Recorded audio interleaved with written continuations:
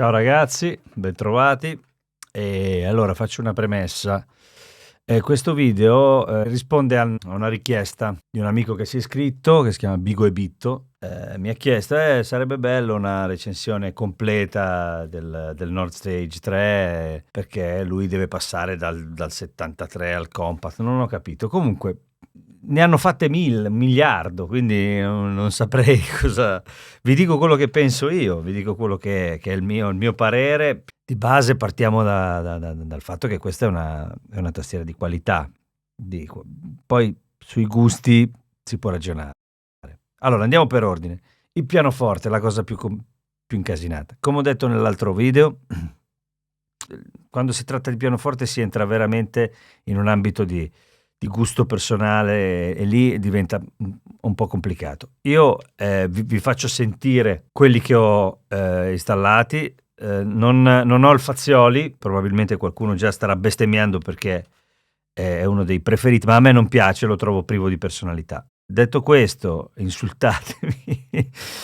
E poi parto con lo Studio Grand, che è uno dei miei preferiti, vecchio. Ve lo faccio sentire prima senza niente.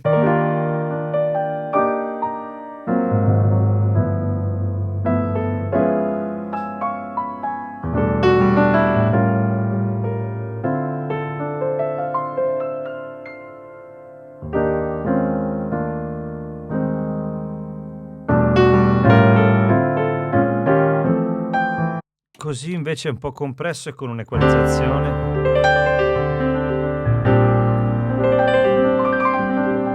Ora, l'equalizzazione che utilizzerò sarà sempre la stessa. In realtà sarebbe bene per ogni suono fare un lavoro ben preciso.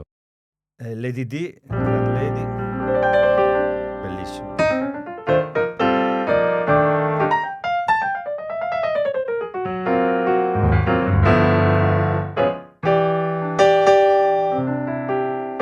Questo, se ci si lavora un po', si arriva.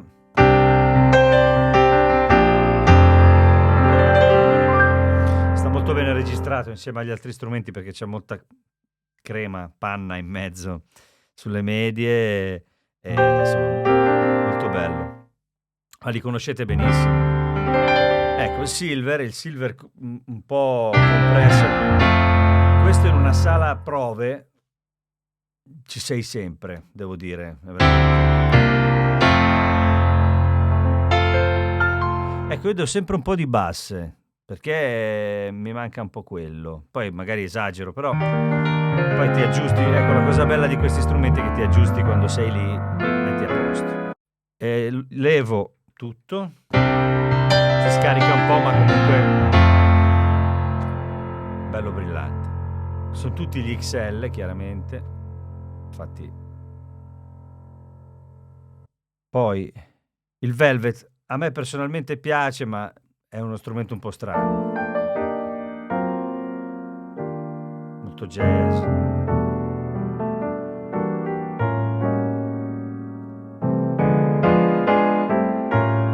po'.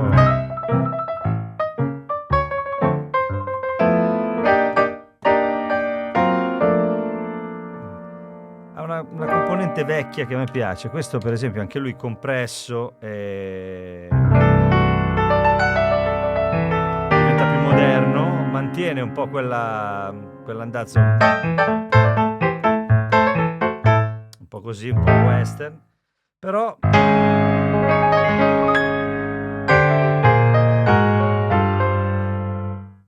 ecco, il Bright già da solo.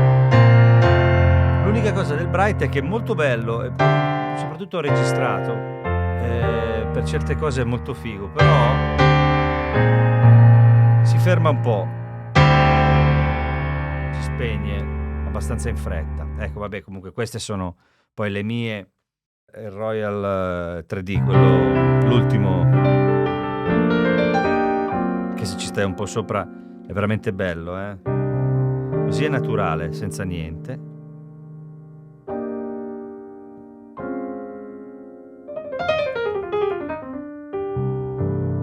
Credo sia uno Yamaha.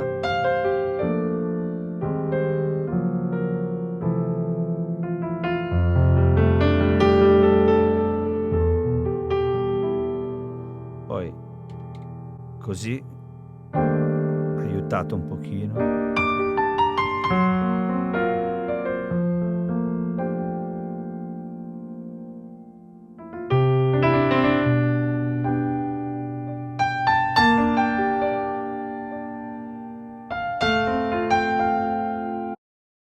Comunque vabbè, diciamo, c'è un'ampia scelta, il più espressivo forse è il Velvet, che chiaramente magari non è utilizzabile in tutti i contesti, però in registrazione poi è bello perché giù non è preciso, ha dei piccoli difetti che sono poi il suo bello. Vabbè, comunque si può uscire da qualunque situazione. Questo è l'Imperial.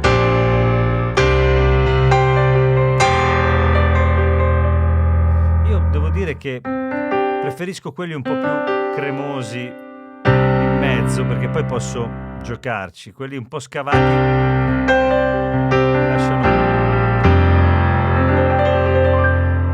Insomma, l'EDD è sempre bello, li conoscete. Poi passiamo a Hammond, vabbè, lì insomma.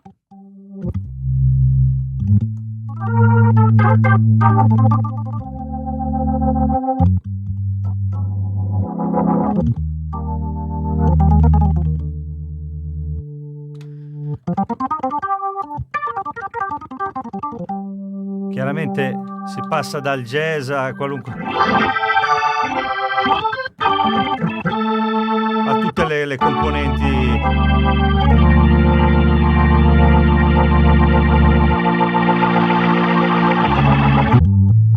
Insomma, si fa un po' di tutto, il full è veramente cattivissimo. Diciamo che questa non è la tastiera più adatta, ma quelli che fanno il nostro mestiere sanno che l'Hammond si finisce per suonarlo anche col tasto più pesato del mondo, perché poi ci si trova a fare robe col computer, che attacca MIDI e tutte quelle robe lì, e alla fine ti ritrovi a fare queste cose su una tastiera pesatissima e anche queste cose. E comunque vabbè, il sangue non ci spaventa.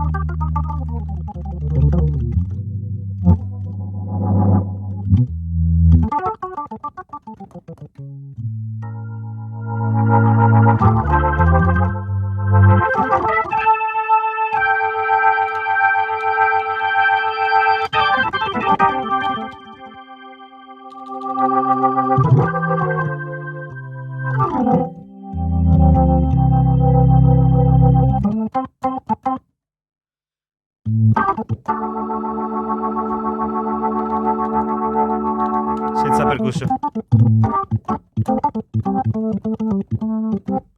Anche qui sto equalizzando, ma vabbè, comunque non credo ci sia molto da dire, suona bene. Poi anche lì, anche l'Hammond, come tutti gli strumenti, diciamo, storici, ci sarebbe da discutere ore e ore e ore a riguardo, perché quello che per me è espressivo, per un altro non lo è. Poi c'è il rapporto, questa è una tastiera che fa tutto, non è dedicata a una cosa ben precisa, quindi questo, per quanto possano farla bene, è una cosa che va considerata. Ci devi fare i pianoforti, ci devi fare gli Hammond, ci devi fare i sintetizzatori, ci devi fare tutto. Non è semplice, no? Venirne fuori. E per dire, nonostante questo organo sia di ultima generazione, ho fatto il video del VK7 che magari avete visto, e quello era, nonostante non avesse il tasto waterfall e tutto il resto, ti trovavi subito. Qui quando suoni l'Hammond è già diverso, prendi la compact, è già un'altra cosa. E lì ce l'ho avuta la compact, tra l'altro. Poi ho preso questa, che questa è il coltellino svizzero definitivo. Vai a fare poi fai layer, fai qualsiasi cosa. A proposito di questo, giusto 2 appunti su come è concepito, come il 2 del resto. A e B, 2 pannelli che possono essere utilizzati separati, uniti, quindi sono 2 synth, pianoforte e organo, per tutte e due i pannelli potete usarle tutte e tre. Oltretutto qui c'è anche il preset dell'organo che sono 2, quindi diventano 4 preset di organo se ne avete bisogno. Insomma, il modo per venirne fuori si trova sempre. Io ho fatto, adesso non so, un esempio, per esempio quando ero in tour col trio, queste cose qua le ho fatte in 10 minuti.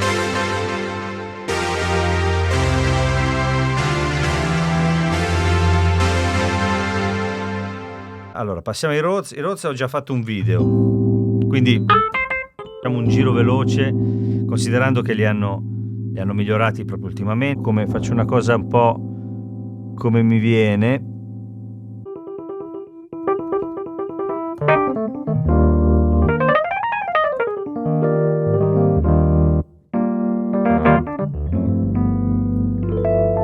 Mark 5, bellissimo.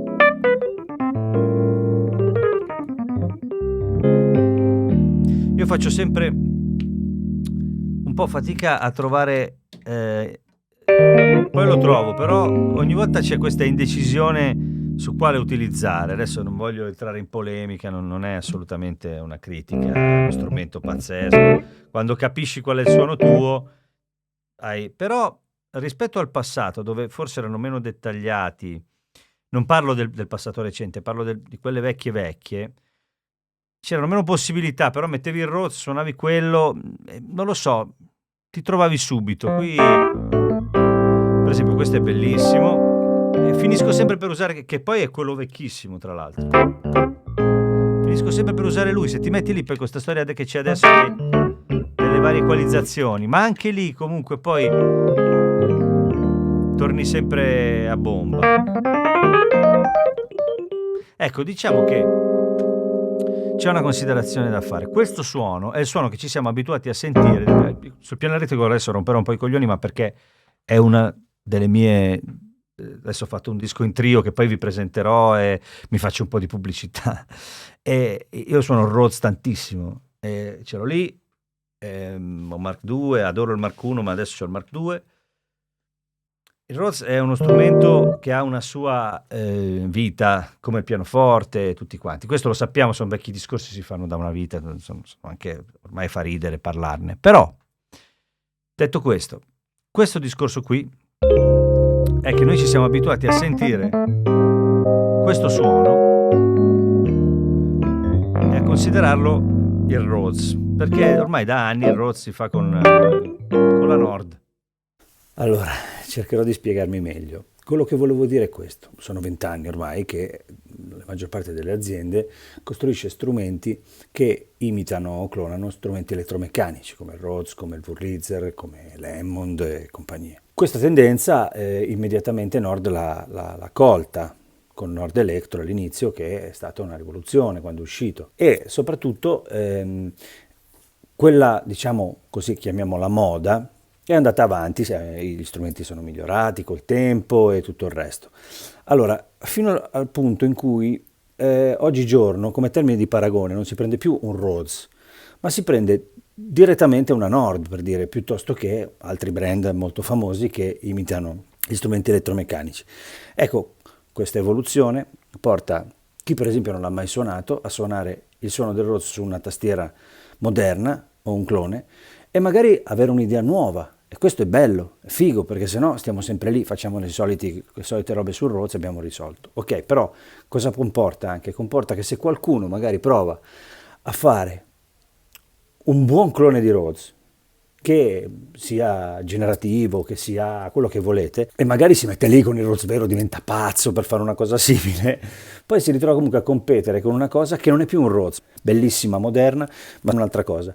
Questa macchina qua è fatta per registrare, ora dal vivo si usa fantastica tutto, ma per registrare io io ce l'ho qua, lavoro, faccio i pezzi, produzioni, qualsiasi cosa faccio, alla fine se faccio un pianoforte poi va bene, se faccio qualsiasi cosa va bene, quindi indiscutibile tutto. Live, sotto le dita e tutto quanto, il Rhodes, quelli vecchi forse erano così, un po' più sgreusi, ma ho un ricordo più collegato tra me e il suono. Vabbè, piani elettrici, come vi dicevo, li ho già esplorati nell'altro video, poi vi metto il link.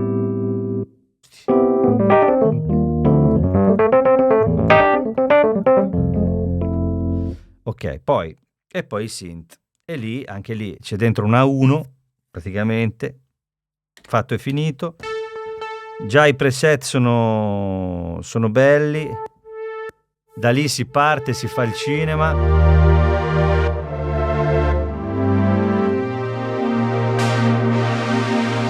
C'è quello che volete. Non entro nel dettaglio perché lì vi guardate un video di quelli dove spiegano tutto per filo e per segno. Quello che posso dirvi è che quel tour lì era un tour dove c'erano 3 cantanti e eravamo lì che dovevamo anche un attimo, siamo arrivati alle prove, proviamo a far così, proviamo a far cosà, e questa tastiera qua mi ha messo in condizione di fare le robe in 2 minuti veramente, quindi niente da dire, da quel punto di vista lì, e soprattutto la qualità, bellissima, lega bene, insomma è uno strumento. Poi considerate che avete questa sezione di sintesi con tutti gli effetti del mondo, quindi cioè, anche in tempo reale quella cosa lì è impagabile. Ti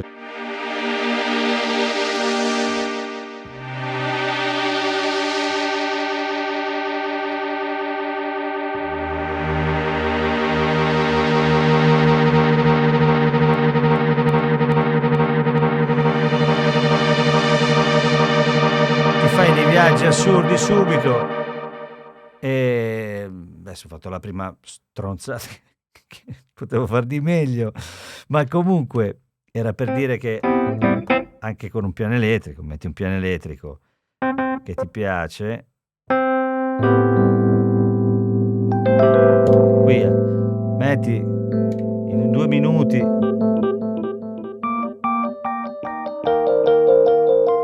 ma questo lo sapete, è una cosa che lì la compressione, tutto, i reverberi, è sempre tutto di estrema qualità, quindi non si discute da quel punto di vista. È una questione anche qui di gusti. Io personalmente, quando vi ho fatto sentire nell'altro video lo Yamaha l'S90 ES, nonostante sia un strumento che ha 15 anni e quindi non può reggere il confronto dal punto di vista, ho detto punto di vista l'altra volta 70.000 volte, però poi quando ce l'hai in cuffia live, quelle situazioni lì, o nei monitor, così senti quella roba cicciona insomma, che una volta si usava un po' così, ecco, è anche quello. Adesso è tutto più asciutto, più stretto, moderno, e quindi bello, appunto. Fatemi sapere se vi è piaciuto il video e cosa pensate di quello di cui ho parlato, e ci vediamo alla prossima.